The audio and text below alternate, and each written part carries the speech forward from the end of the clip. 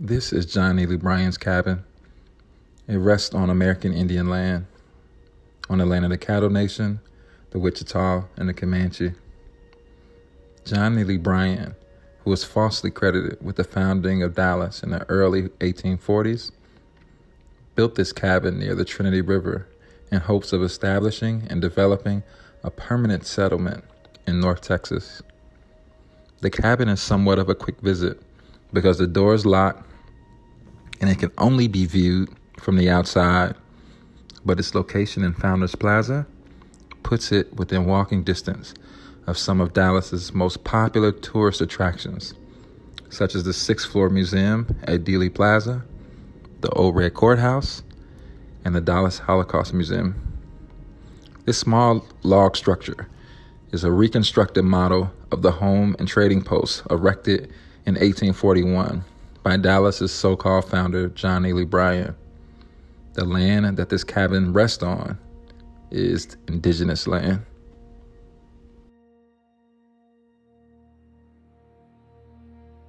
I'm standing here in Martyrs Park, which was formerly called Dealey Park. Parks and Recreation renamed it in 1991 after an incident in 1860.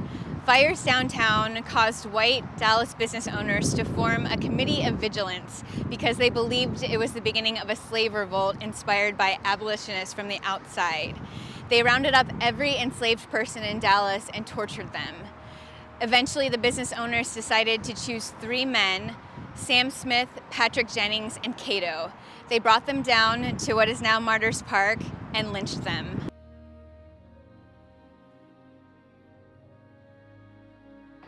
We are here at Pike Park, also known as Little Mexico, which was established in 1914 by Jewish immigrants who predominantly lived in this area. The demographic shift from Jewish immigrants to Mexican immigrants started around 1914 and lasted into 1920 during the disruption of Mexico during the Mexican Revolution, or La Revolución de Mexico. Albert Bartierra, the president of the Dallas Mexican American League, says that this was the heart, the central piece of Little Mexico. And by 1920, there were about 7,000 to 10,000 Mexican immigrants in this 10-square block radius. It's also important to note that this year marks the 47th anniversary of the murder of Santos Rodriguez in the back of a police car where his and his older brother were handcuffed and he was killed by a police officer. This instigated a movement in the Mexican American community and the Black community, but unified them like never before to really protest and demand reform.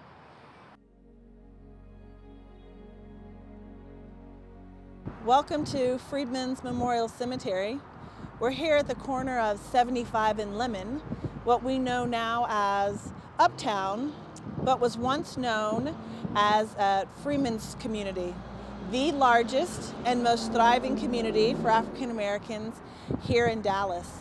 It is now the final resting place to over 7,000 slaves and is the final resting place for enslaved Black people here in Dallas. This is one of the largest freedmen towns in the country, a once thriving community and cultural center for Black families here in Dallas, also a remnant of Short Dallas.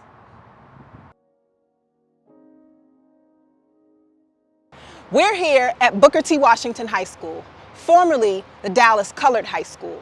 It's located downtown in what is now known as the Dallas Arts District, but was formerly a part of Freedmanstown and called Short North Dallas. The school was founded in 1892 and renamed 30 years later.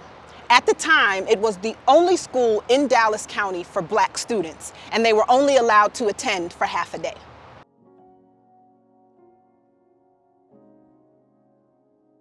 We're now at the last stop.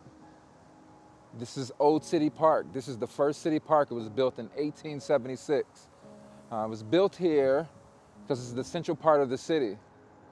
This is the city's first zoo and also the city's first water supply, Broader Springs. But now this is Dallas Heritage Village, and a very interesting building rests here, which is Miller Moore Mansion behind me. And this is the Miller Log Cabin. William Brown Miller was a cotton planter and also an enslaver of people, and his mansion that housed those folks is behind me. People from the Miller plantation have gone on to settle in what we know as 10th Street and Joppy and other settlements in what we know as the southern sector of Dallas. So here we are. We've come to the conclusion of the Racial Equity Tour, but this is just your beginning. This is a time for you to really understand why truth-telling is imperative in the work that you're doing. Come to understand your community. Come to understand the individuals. Come to understand the barriers that people have because of the systems that are set up here in Dallas, the communities that have been dissolved because of systemic racism, and the work that we have to do.